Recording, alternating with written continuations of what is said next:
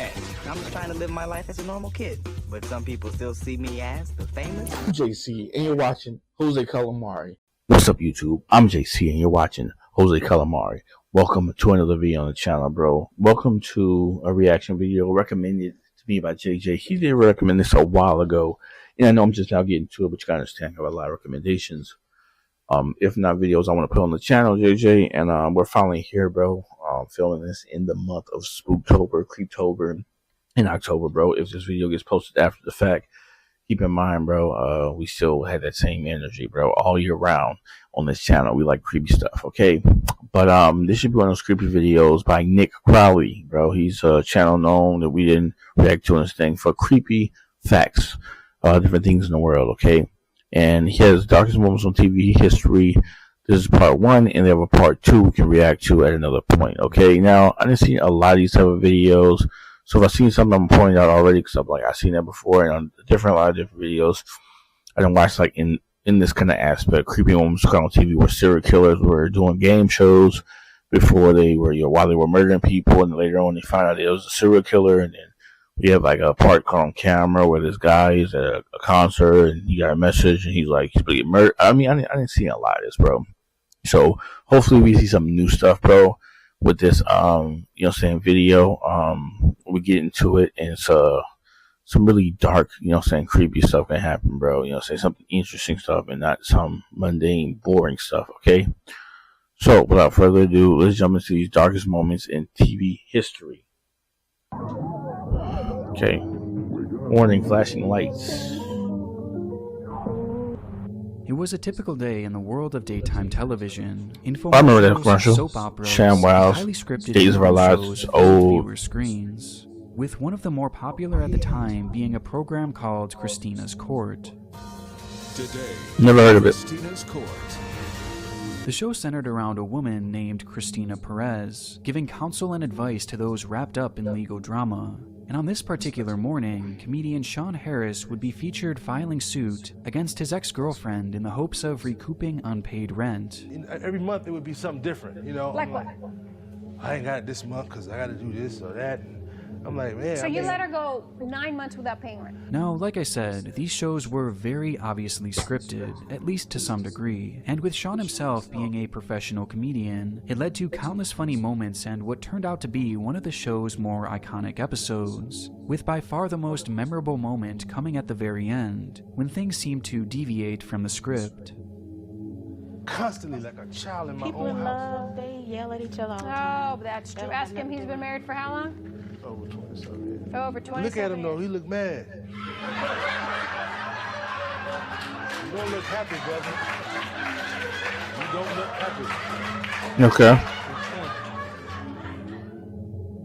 Here, we see the comedian take aim at Christina's bailiff, a man named Renard Spivey, who was an integral part of the show, being the judge's sidekick for years and years. Though it wasn't often that he found himself at the end of a joke like this, as Sean suggests that Renard looked unhappy when it was revealed that he had been married for over 27 years.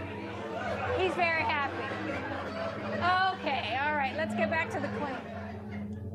All in all, it made for a rather charming moment, with viewers adoring the lighthearted jab aimed at one of the show's most beloved characters. Okay, so what's the point? Though no one could have known at the time just how true that joke about his happy marriage would turn out to be. Still developing tonight, a Harris County Sheriff's deputy facing serious charges. 63-year-old Renard Spivey accused of killing his wife, 52-year-old Patricia Spivey, after an argument that turned deadly. That's crazy, but predictable. I see where this is going. 28th, 2019, over a decade after the aforementioned program aired, Renard Spivey was confronted by his wife Patricia about what she believed to be steroid use or perhaps even infidelity. And in the midst of this heated argument, Spivey would draw his gun and shoot his wife once in the arm and then in the chest. Shortly after, police would find her lifeless body crumpled in their bedroom closet. Ooh. Now, after years and years of taking part in this once famed legal show, Spivey can be found alone in his prison cell, where he'll likely remain for the next 14 years of his life. for murdering the woman that he was so happily married to, turning what was once one of Christina's court's most iconic moments into one of the darkest examples of irony in all of television history. Okay, so yeah, that's crazy, but like when I was saying darkest moments in TV history, I'm thinking like in mid-weather broadcast, somebody came in there, hijacked the thing, started killing people on air. They have to censor it on this YouTube video. And they're like, oh, damn, bro. They just hijacked the SpongeBob cartoon and show and cartel, saw somebody head off. That's dark moments in history TV. I'm not talking about serial killers who killed somebody after they appeared on a courtroom show because dude made a joke about, like, this, like, no one's stuff be, like, these TV shows and all that, they be scripted, they be pushed off. These people in real life be having stuff behind the scenes that nobody know about. And just because this man appeared on this show, don't mean he couldn't this could have been somebody else just as easily who didn't appear on the show. So like, come on, bro. Darkest moments of TV history, Nick Crowley. Somebody gotta be getting offed on television type beat. You find a good woman, you got like behind the scenes on television, like. So my advice as a happy woman, married woman. Come on, somebody walk off camera, right? And then they just can use your gunshots Before type we beat. get any further, I want to It's thank not cool. Scentbird for sponsoring this video. Chapter 2, it's chapters and shit. I don't know what the fuck that shit said. Is an interesting one. Despite the highly controlled and well-polished products that we're typically used to seeing on our screens, there have been a surprisingly high number of deeply disturbing moments that have happened when on air, and this potentially new series aims to highlight some of the most disturbing. And what better way to start than with a relatively unknown case that has haunted me for years.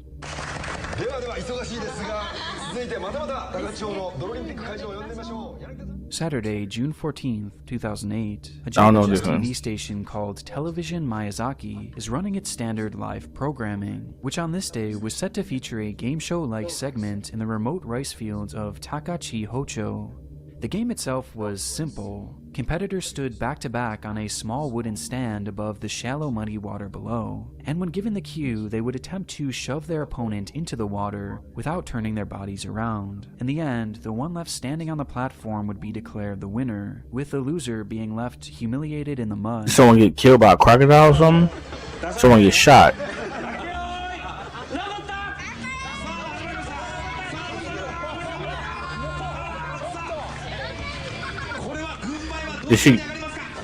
She went into mud, okay, and Round 1 goes off without a hitch, resulting in the losing contestant being covered head to toe in a thick brown sludge, with the whole atmosphere perfectly encapsulating the craziness and high energy charm that you would expect from a Japanese game show. Hell no, you gotta pay me money to get that shit on my face like that. Everything was all in good fun. It's all in her mouth. This excitement only escalating as the contestants convinced one of the show's hosts, a man named Tatsuchi Yanagita, to join in on the competition.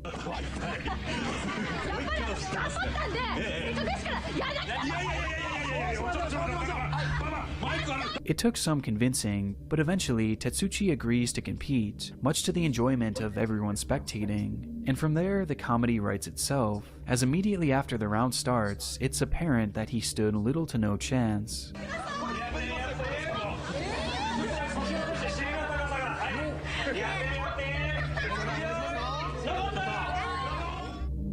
And upon instantly losing his balance, Tatsuki reacts in a split second and dives off the platform, landing headfirst into the muddy water below, which causes his body to fall limp. Stupid. Did he break his neck? The water that he had just dove into was merely 6 inches deep, with the rest consisting of a thick layer of mud, which his head would strike directly, instantly causing his neck to break. And in that very moment, Tatsuchi would be irreversibly paralyzed, leaving him unable to move from the neck down. It was a tragic accident. However, the accident itself is far from the most awful part of this live broadcast, with that coming immediately after. Unaware of Tatsuchi's severe injury, the crew believed that he was merely playing a prank on them and just joking around, and so they left him there, face first in the water, and proceeded to shove his face even deeper and deeper into the mud, splashing even more on top of his head to rub in the fact that he had lost. No, you fools. No, he's actually paralyzed. He actually broke his neck, sir. He's trying to move. He's going to drown. They had no idea that during their antics, Tasuchi was in a desperate fight for survival, as in those 6 inches Just of water, imagine y'all he was playing with y'all slowly boss. drowning and completely unable to pick up his head to breathe. This lasts for an excruciatingly long 15 seconds before they begin to bob his head up and down and eventually pull Tasuchi's face out of the water. But this reprieve was short-lived, as the contestants proceed to drop him back into the mud face first. Nigga, he's not moving. They still laughing. No one will take it serious? So incredibly painful to watch, and made all the more disturbing with the over-the-top hysterical laughter. They really coming from laughing everyone like this around shit's him, sweet. who are completely oblivious to They the really situation don't in front of know. them. Would y'all be mad? Finally, after what feels like an eternity, Tasuchi is hoisted above the water, and the camera switched back to the main broadcast, ending both Tasuchi's and the viewer's pain. By some stroke of good fortune, Tasuchi would survive the ordeal, but just barely, as it's estimated that even just a few more seconds in that mud would have likely led to his death. But thankfully, Never this doing that wasn't the shit again. case, and according to his Facebook page, Tasuchi has learned to live with his body-wide paralysis, and even went on to rejoin the show years later in some capacity, ending this entry off on somewhat of a bright spot. Despite this I'm otherwise pissed. being one of the more unsettling I'm and pissed. Y'all niggas told me to do that broadcast shit. accidents But why that he I've fall ever like that? He seen. can't just go face first. This dumbass thinking he was gonna dive in. Wrong with you? The awakening. On the topic of broadcasts that have left an impression on my life, I would say none have had more of an emotional impact than a story run by 60 Minutes about a man named Donald Herbert. The story starts back in 1995, just 4 days after Christmas, when a fire broke out in a home in Buffalo, New York. In an attempt to put out the blaze, firefighter Donald Herbert was standing on the roof of the building when suddenly it gave way. As a result, Herbert would fall into the attic where he would be trapped in the smoke, unable to breathe. He would lay there without oxygen for 6 whole minutes before they finally were able to pull his body to safety, with the whole ordeal being filmed and shown on local news. Somehow, Herbert managed to survive this accident, but being without air for that long caused him to lose most of his brain function, leading to him spending the following years in a minimally conscious state, unable to eat, unable to breathe, and seemingly unable to understand the world around him. Eventually, his condition led to him being placed in a nursing home, where a feeding tube was the only thing keeping him alive. For all intents and purposes, the man was gone. But then, something happened. On April 20th, 2005, a staggering 9.5 years after his accident, Donald Herbert woke up. In the nursing home where he had spent most of the years unresponsive, he would suddenly turn to a nurse and ask for his wife, Linda, while displaying signs of being fully lucid, which prompted the staff to immediately call his family, who rushed to see him. And sure enough, despite Herbert being completely blind, he was not only fully responsive, but recognized almost all of his family members. Blind. The moments following were all captured by cameras and later shown on an episode of 60 Minutes, with the footage being some of the hardest hitting and emotional that I've personally ever seen.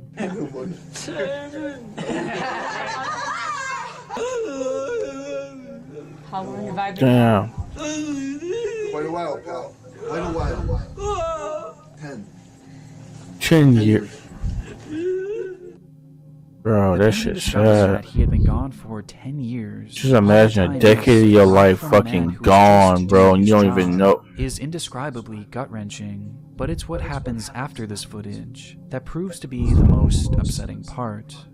For nearly 16 hours, the newly awakened man spoke with his family, catching up on every little detail that he had missed. And though from that point on he had moments going in and out of his lucidity, his long-term He holding his prognosis grandchildren and all that.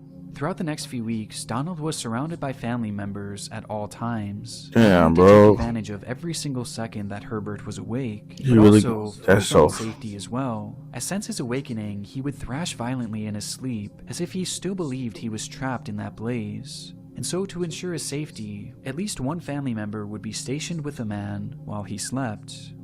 Though on one night, one of the family members on duty had grown too exhausted to stay any longer, and from the first time since he became lucid, Donald Herbert was left alone. And during that night, he would again start to thrash violently, with Herbert flailing so hard that he would fall out of his bed and strike his head against the floor, causing his brain to start bleeding. Jesus From that moment Christ. on, Donald Herbert would never become lucid again, and as a result of his injuries, he would pass away 1 year later from pneumonia. That shit's sad. If anyone Twilight Zone. ever thought that such a horrendous thing could happen, obviously we would have stopped. What's an incident? What's wrong now? Throughout its lengthy run, this television series provided some of the most entertaining and memorable moments in all of television. But for this section, I'm going to be cheating a little bit, as rather than looking at an event surrounding the show itself, I'll be highlighting the far less memorable movie version of the series. Simply named Twilight Zone the Movie, the film was broken Never up seen into it. multiple sections serving as sort of an anthology work with 3 separate storylines. And for the sake of this story, only one section and really only one scene bears discussion. The scene was intended to simulate a battle in the Vietnam War, in which the protagonist, a character played by actor Vic Morrow, is attempting to outrun an attack helicopter and escape the area. The footage was intended to serve as the section's dramatic conclusion, with it being described as the following. In the scene that served as the original ending, Bill, the character portrayed by Morrow, stumbles into a deserted Vietnamese village, where he finds 2 young Vietnamese children left behind when a U.S. Army helicopter appears and begins shooting at them. Morrow was to take both children under his arm and escape out of the village as the hovering helicopter destroyed the village with multiple explosions. Based on that description alone, shooting the scene was going to be tricky and likely a very intense process on the set, as all the effects used were set to be done practically, meaning that they would require an actual helicopter and real pyrotechnics. Not only this, but the director, a man named John Landis, wanted to use actual child actors for the scene, which, given that it was planned to take place at night and near explosions, was technically illegal in the state of California. That sounds illegal. Despite the period. laws in place, however, Landis decided to shoot the scene regardless, enlisting 7-year-olds Mika Din Lee and 6-year-olds Renee Shin Yi Chen to play the That's on roles his- of the Vietnamese children. That's on his body. Some shit happened. If something happened, it's on his body. All right, hold up. We gotta reset my camera. All right, we're back. In place, the cameras began to roll, and what was set to be the stunning conclusion to this particular section. What happened? He's really carrying 2 kids. As the scene starts, the spectacle of it all can't be understated, as the lighting, setting, and the pyrotechnics truly set a haunting tone. However, unbeknownst to the production team, there was a major problem developing. As stated prior, all the effects you see here are real, and during the scene there was an actual helicopter flying just above the actors, which by itself was already very dangerous, and made even more so due to the pyrotechnics. For the pilots, the explosions launched in the air created fireballs in the sky, making things much more difficult to navigate. But those on the ground were never made aware of this. And being pressed to make things look even more and more intense, the crew decided to double down on their explosions, launching 2 massive charges back to back. A decision that proved to be a costly one, as the second blast was so strong that it dislodged the helicopter's tail prop, causing the craft to spin uncontrollably. And within mere seconds, as the cameras roll on the 3 actors trudging their way through the water,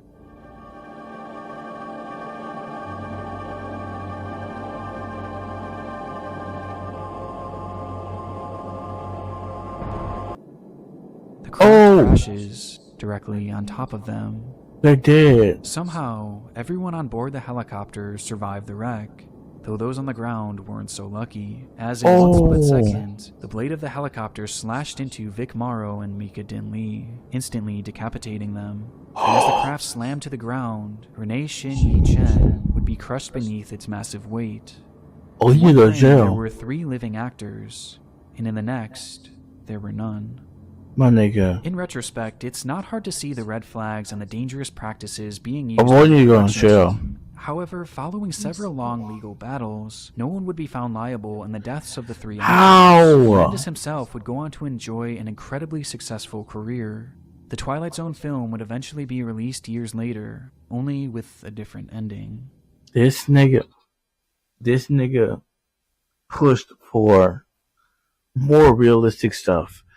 He knew it was illegal to get children involved in it, and then he put children in there not giving up. And then this nigga used real props, bro. And when the niggas got decapitated on film when they got killed, he proceeded to get not in trouble for pushing the issue when he wasn't supposed to do it. He hired it. He told the people to use real props. No one got charged for that. Oh man, I'm suing, bro. I'm suing Twilight. The whole Twilight series getting sued. That dude getting sued.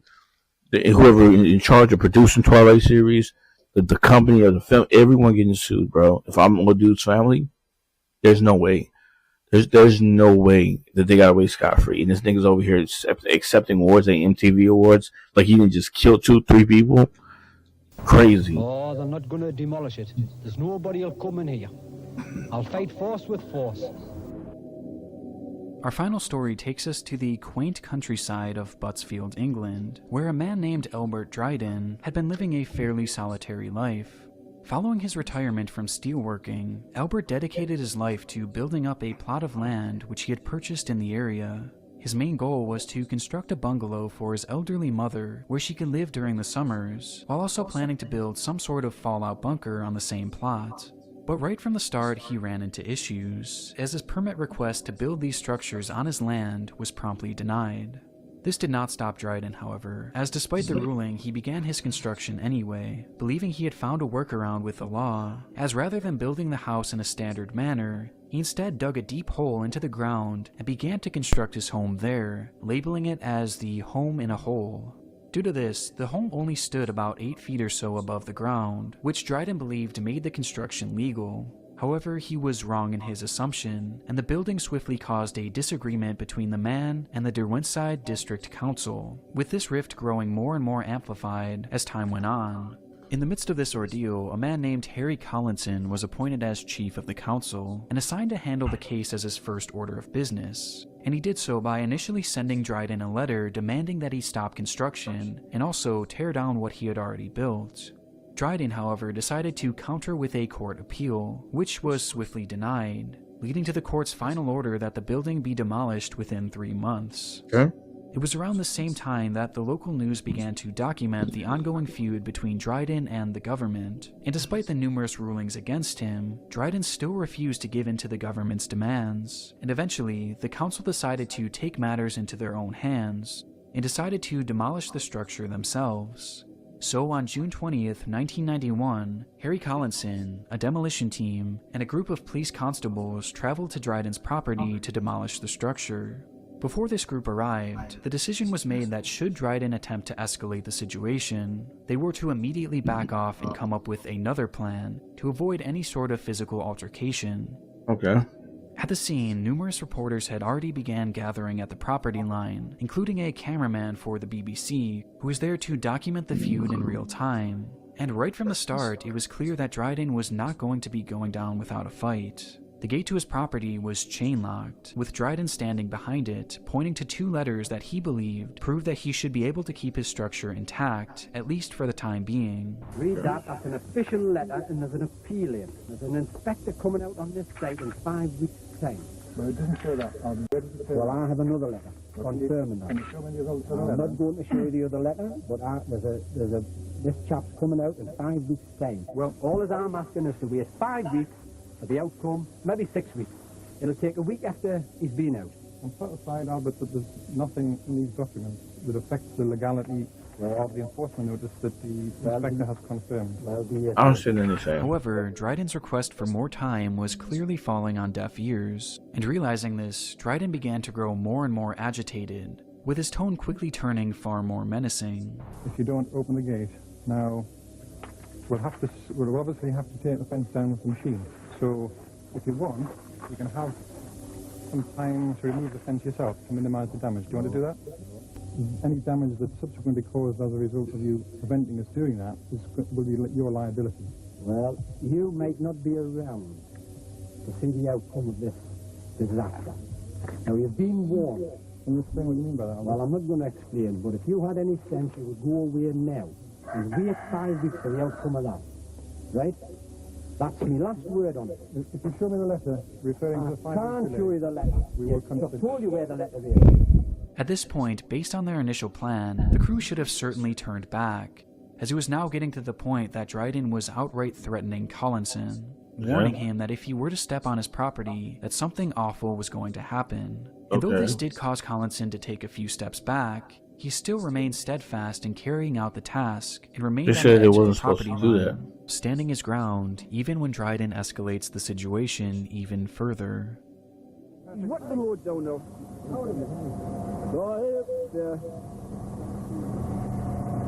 Can you get a shot at this gun? Oh, he pulled out a gun. As the two stand face to face, Dryden brandishes his pistol and points it directly at Collinson. And wanted to ensure the man's combative behavior was being documented, Collinson asks the cameraman to get a shot of his gun, which subsequently leads to this moment. Can you get a shot of this gun? Out of it.